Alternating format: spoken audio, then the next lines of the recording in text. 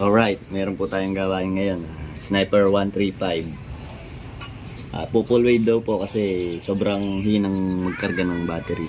Tuturo ko lang po sa inyo kung paano i-full wave yung Sniper 135. Ito po pala yung gagamitin natin na pang full wave yung 5 wire na liwa. Kahit anong klaseng 5 wire naman po pwede. Turo ko lang po sa inyo kung paano siya ikabit. Ang nauna po pala bago tayo full wave, siguraduhin nyo pong nakatanggal muna po positive na yung battery.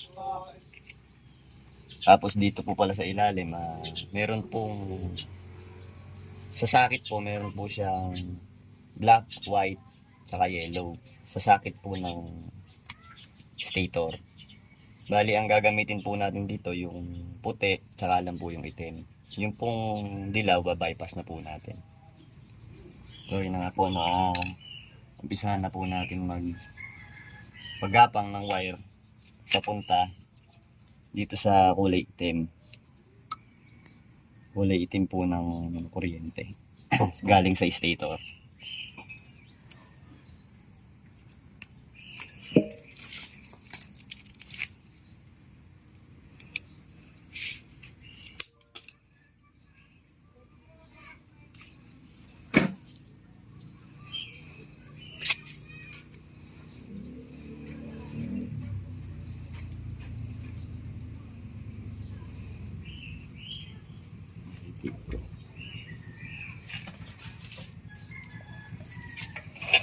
Positive na po pala muna natin.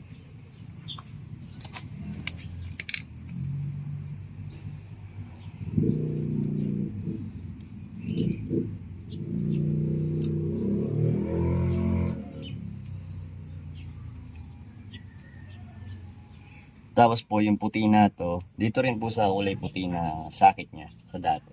Wala pong babaguhin doon. White sa white din po.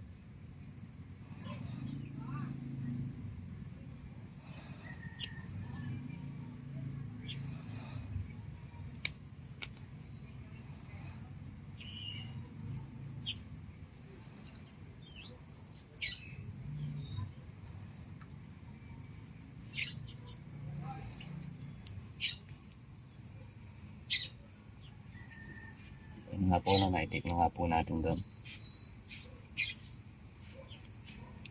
So ito na po yung pinagapang nating wire.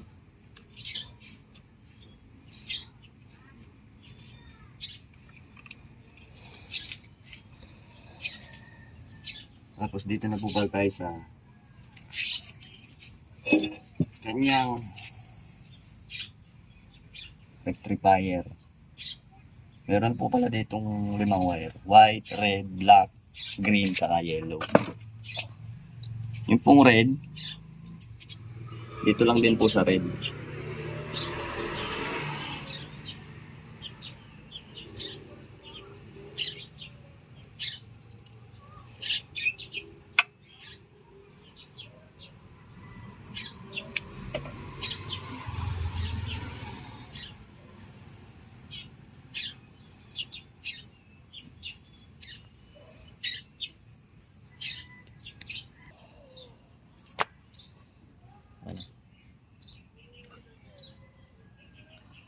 So, ito pong white, dito rin po sa white ng dating charger pin.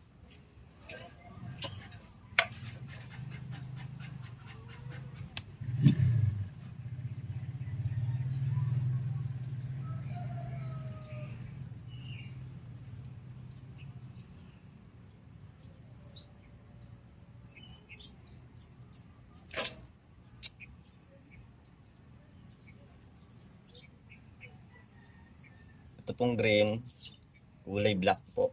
Kasi black wire po yung ground ng mga Yamaha.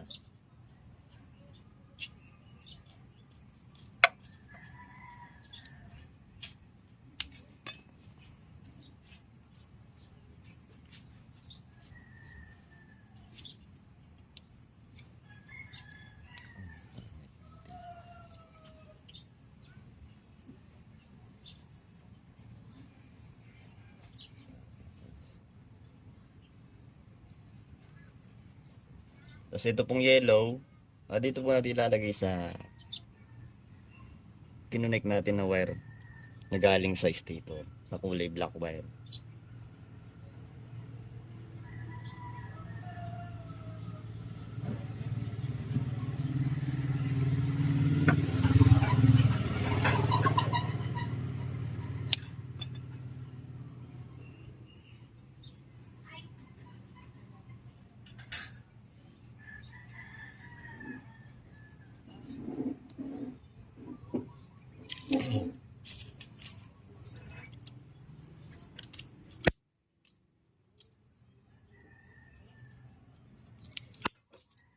Tapos ito pong black, tsaka yung yellow na may lining na red, pagsamahin nyo na lang po.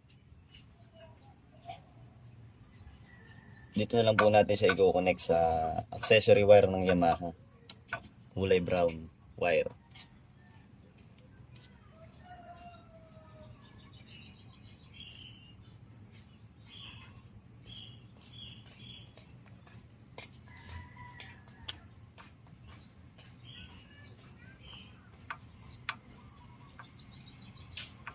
Tapos kabit po muna natin yung positive ng battery.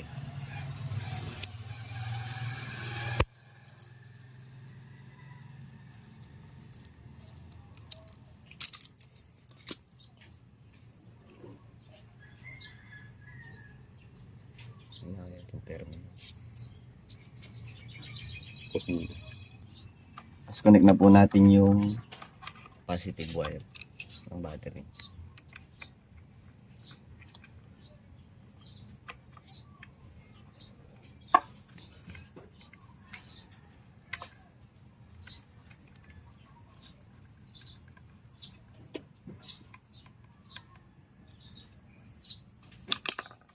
Try na po natin kung okay ba yung ginawa natin.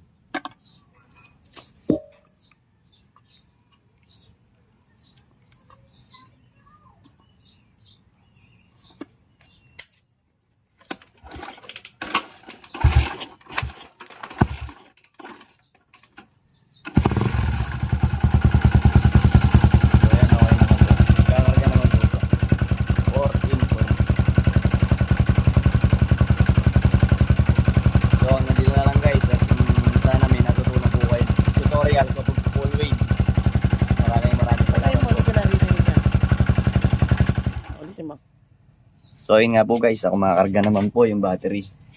Okay naman po yung pagkakagawa natin. Hanggang dito na lang po. Maraming salamat po.